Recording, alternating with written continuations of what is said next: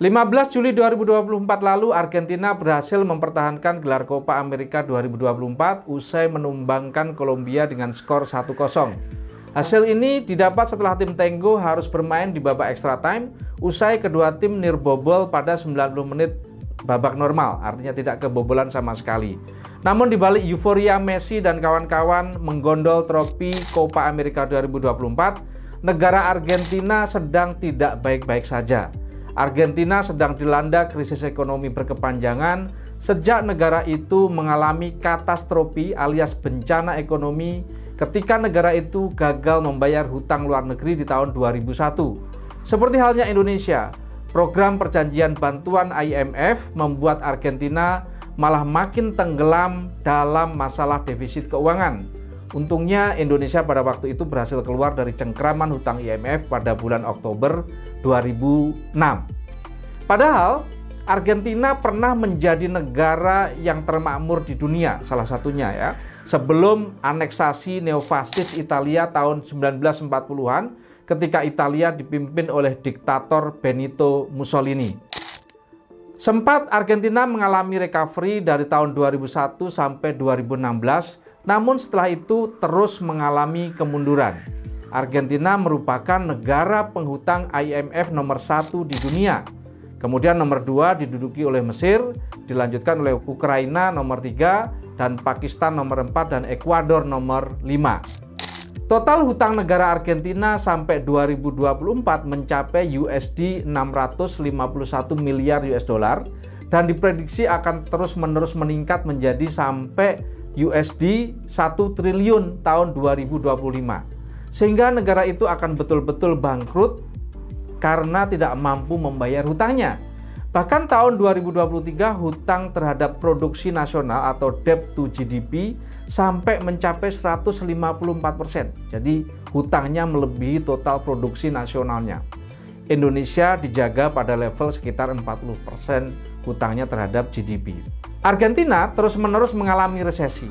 Pada kuartal atau CAW1 2024 mengalami penurunan ekonomi sebesar 2,6% dibandingkan dengan kuartal 4 tahun 2023 atau merosot sekitar 5,1% jika dibandingkan dengan periode yang sama atau kuartal 1 tahun 2023. Yang kacau, Argentina memiliki tingkat inflasi yang tertinggi di dunia, di mana pada Februari 2024 inflasi Argentina mencapai 276%, hampir 3 kali. Angka ini cukup fantastis, mengungguli rekor Venezuela yang kala itu inflasinya sebesar 75,9%. Hal ini menegaskan kembali bahwa posisi Argentina sebagai negara dengan inflasi terburuk di dunia. Hal ini tentu berdampak pada krisis ekonomi yang dirasakan di negara Tenggo tersebut. Tidak hanya sampai di situ, ekonomi yang buruk di Argentina juga menyebabkan hilangnya ribuan pekerjaan. Negara ini diprediksi mengalami lonjakan pengangguran di 2024 ini hingga mencapai 11% dari kuartal 1 2024 yang hanya sekitar 7,7%. Ya, ini angka juga cukup besar, 7,7%. Angka normal dari pengangguran itu seharusnya di bawah 5%. Sejarah Argentina sudah biasa memiliki angka pengangguran yang tinggi, angkanya sekitar 6-13% sejak 2010. Bahkan Argentina pernah memiliki angka pengangguran sampai 23,6% tahun 2022 dengan angka kemiskinan hingga 57,5%. Wow, ini angka parah banget ya, karena lebih dari 50% penduduknya itu miskin. Untuk menangani krisis ekonomi ini, sejak Januari 2024, pemerintah Argentina memangkas uang pensiun dan upah para pekerja di sektor publik dan menunda beberapa proyek pembangunan infrastruktur. Ekonomi yang merosot ditandai juga dengan melemahnya peso Argentina sebesar 3,91% terhadap dolar Amerika Serikat di pasar gelap. Nilai tukar peso mencapai rekor terendah 1.280 per dolar Amerika Serikat karena rally awal tahun ini tersendat oleh meningkatnya ketegangan politik dan lambatnya ekspor biji-bijian Argentina. Presiden baru terpilih Argentina Javier Milei pada November 2023, seorang ekonom liberal menjanjikan kebijakan yang radikal untuk melakukan dedolarisasi mata uang peso Argentina yang sudah tidak ada nilainya itu. Setelah terpilih, kebijakan ini juga menimbulkan pro dan kontra yang sangat besar untuk diimplementasikan di Argentina. Apalagi dengan menggunakan dolar Amerika Serikat, negara itu berarti tidak bisa melakukan kontrol moneter untuk mendongkrak ekonominya, untuk memaksimalkan ekspor dengan nilai tukar yang murah.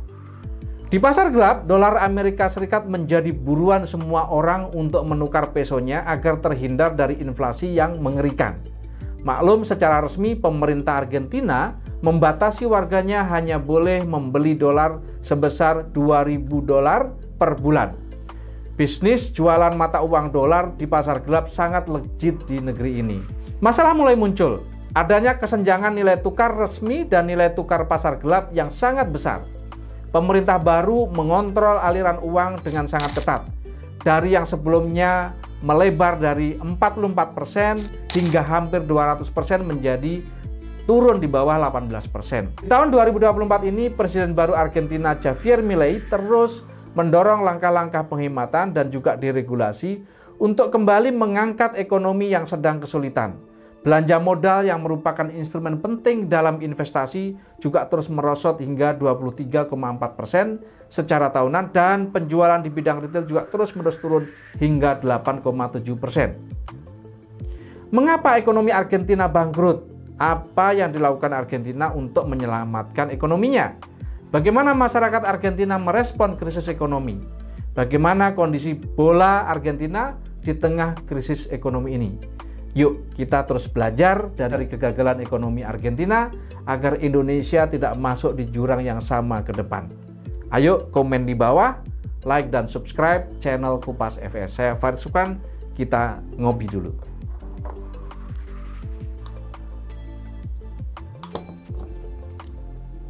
Kita kupas.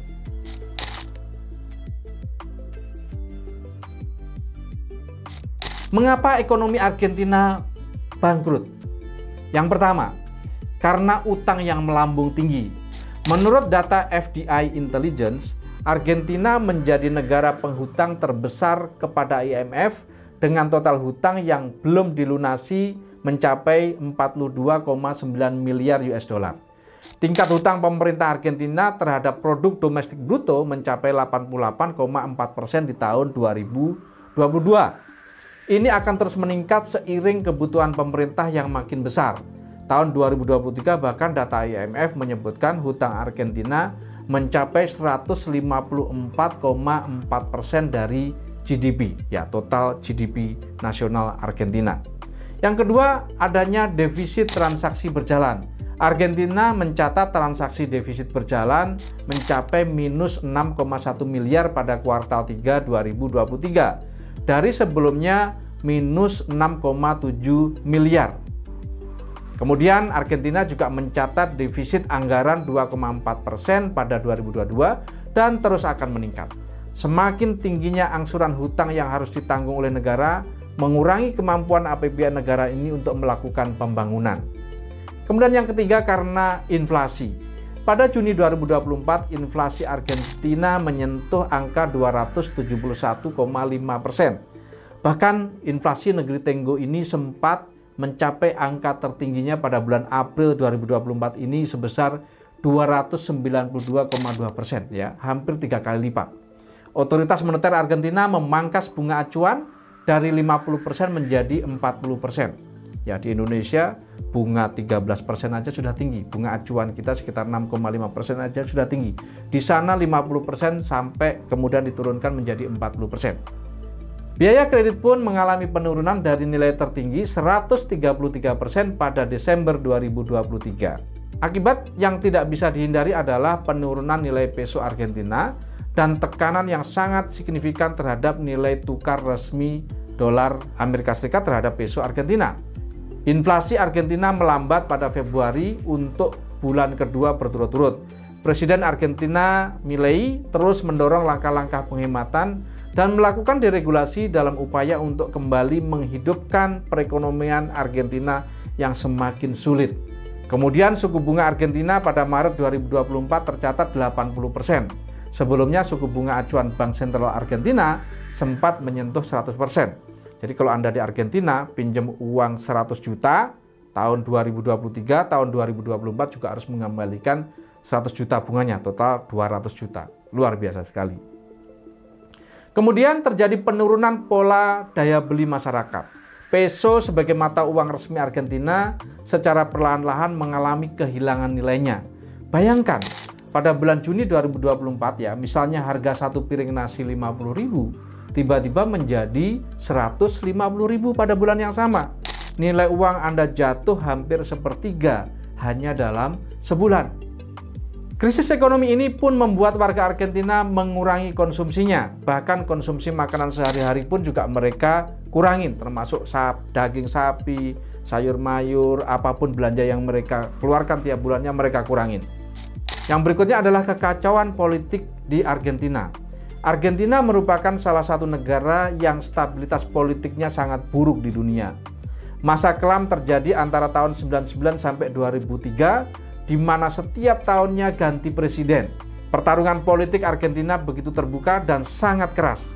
Sampai-sampai dokumen intelijen pun dibuka ke publik. Panggung politik Argentina penuh dengan pergolakan. Jauh dari keadaan stabil dan tenang. Untuk itu, di Indonesia, kalau sudah selesai Pilpres ya sudah. Ayo kita membangun Indonesia. Beri masukan kepada pemerintah, beri kesempatan kepada pemerintah. Tugas kita adalah mengawasi kinerja pemerintah. Presiden Argentina Javier Milei berjanji akan terus mendorong paket reformasi ekonominya, terlepas dari apakah DPR-nya sana mendukungnya atau tidak, dia akan tetap melakukan reformasi ekonomi. Kemudian yang lucu, mereka gagal melakukan pagelaran MotoGP 2024. Gara-gara krisis ekonomi ini, penyelenggaraan MotoGP 2024 di Argentina resmi dibatalkan. Federasi Olahraga Motor Internasional, Asosiasi Tim Balap Motor Internasional, dan juga penyelenggara MotoGP Dorna Sport menyebut kondisi internal Argentina sedang sangat sulit, sehingga sulit untuk menjamin MotoGP bisa berjalan dengan sempurna.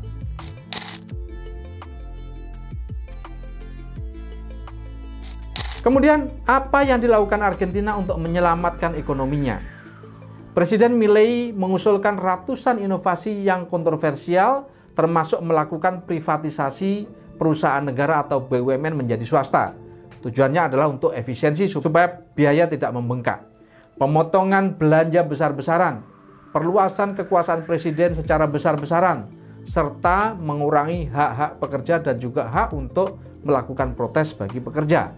Sebanyak 9 dari 18 kementerian dilakukan penutupan, jadi untuk efisiensi, termasuk kementerian yang bertanggung jawab di bidang pendidikan, lingkungan hidup, perempuan, gender, dan keberagaman. Kemudian mata uang peso Argentina terdevaluasi lebih dari 50% terhadap dolar Amerika Serikat. Presiden Argentina Milei mengklaim langkah-langkah seperti itu akan menyelamatkan Argentina dari neraka ekonomi yang menurutnya terjadi akibat para pendahulunya. Beberapa pengamat mengatakan penderitaan Argentina semakin meningkat sejak Milei menjadi presiden Argentina. Milei juga melakukan beberapa reformasi. Yang pertama adalah reformasi fiskal. Akibat pengeluaran berlebihan yang kronis sebagai penyebab utama inflasi, pemerintah fokus pada penghapusan defisit fiskal yang besar.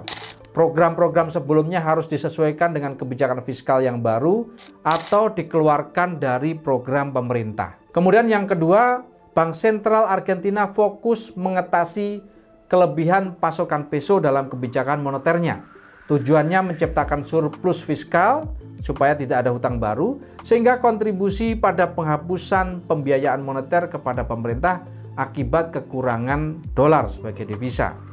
Kemudian yang ketiga, pemerintah telah menetapkan tujuan ambisius untuk mengurangi defisit fiskal sebesar 5% dari PDB tahun 2024. Pemotongan belanja pemerintah secara menyeluruh dan memangkas belanja primer sebesar 35% dari pengeluaran tahun 2023. Kemudian meskipun terjadi penurunan pendapatan real sebesar 4%, pendapatan pajak ditingkatkan dengan operasi nilai tukar. Artinya terjadinya transaksi nilai tukar peso terhadap dolar dikenakan pajak. Para ekonom mengkritik kebijakan ini karena perlakuan pajak devisa akan menghapus kontrol negara terhadap nilai tukar. Kemudian, Bank Sentral memperkenalkan rolling peg, sebuah rezim yang mendepresiasi mata uang peso sebesar 2% setiap bulan dan memutuskan untuk mempertahankan kontrol atas nilai tukar. Jadi, dolarisasi 100% tidak jadi dijalankan. Bank Sentral mengelola dan mengurangi jumlah uang peso yang beredar secara lebih efektif.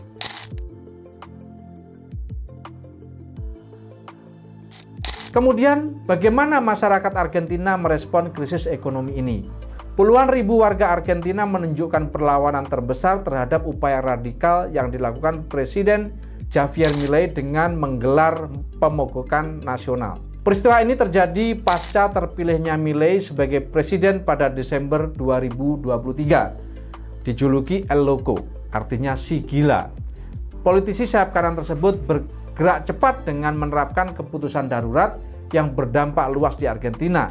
Salah satunya merancang undang-undang mega reformasi yang dikenal sebagai Omnibus Law ala Argentina. Masyarakat merespon ekonomi ini dengan cara diantaranya yang pertama adalah dolarisasi atau lindung nilai mata uang. Karena devaluasi peso Argentina, banyak orang beralih ke dolar untuk melindungi tabungan mereka. Ini termasuk mereka membeli dolar melalui saluran resmi maupun melalui pasar gelap, serta menggunakan mata uang kripto seperti Bitcoin untuk melindungi nilai dari mata uangnya.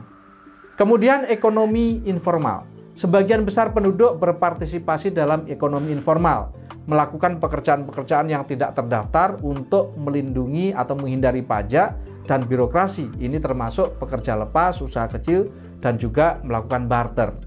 Kemudian mereka juga melakukan penghematan biaya.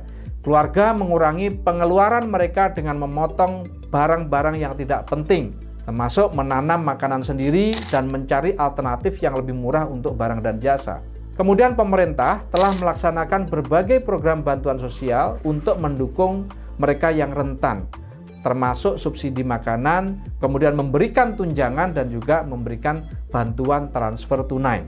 Kemudian banyak orang yang mencari sumber pendapatan tambahan melalui pekerjaan sampingan, pekerjaan lepas, dan juga peluang ekonomi gig untuk menambahkan pendapatan utama mereka. Beberapa orang Argentina berinvestasi dalam emas dan perak sebagai lindung nilai terhadap devaluasi mata uang mereka dan inflasi, termasuk dengan memanfaatkan aset kripto. Kemudian dalam kasus ekstrim, beberapa orang memilih untuk bermigrasi ke negara lain untuk mencari peluang ekonomi yang lebih baik ya. Messi tentu nggak mau kembali ke Argentina dalam kondisi krisis seperti ini.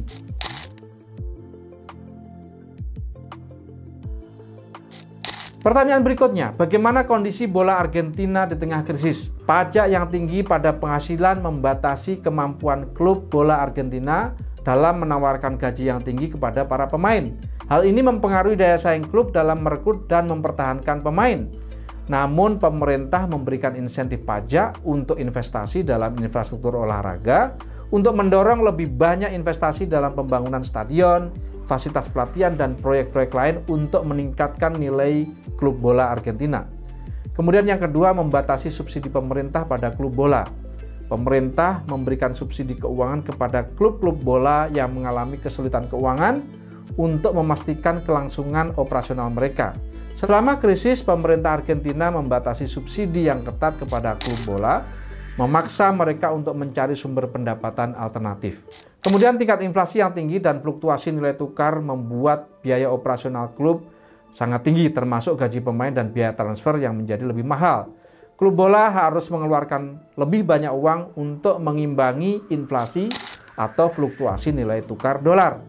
Mau tidak mau, klub harus meningkatkan penjualan, seperti penjualan tiket, merchandise, dan juga meningkatkan pendapatan dari hak siar. Kemudian regulasi dan kebijakan khusus untuk sepak bola. Penerapan aturan keuangan yang ketat dari asosiasi sepak bola seperti aturan financial fair play dapat membatasi pengeluaran klub yang melebihi pendapatan mereka dan mendorong pengelolaan keuangan yang berkelanjutan. Kemudian asosiasi dan klub bola lokal juga berusaha menarik investor internasional untuk berinvestasi pada klub-klub sepak bola Argentina. Bagaimana menurut Anda? Apakah yang bisa dipetik pelajarannya bagi Indonesia agar tidak bernasib seperti Argentina ekonominya? Kalau bolanya tentu boleh banget. Bagaimana menurut kamu? Ayo berikan pendapatmu dengan komen di bawah. Jangan lupa untuk like, subscribe, dan juga untuk mendukung konten Kupas FS. Sampai berjumpa kembali pada program Kupas FS yang akan datang. Saya Farid Subhan, salam miracle.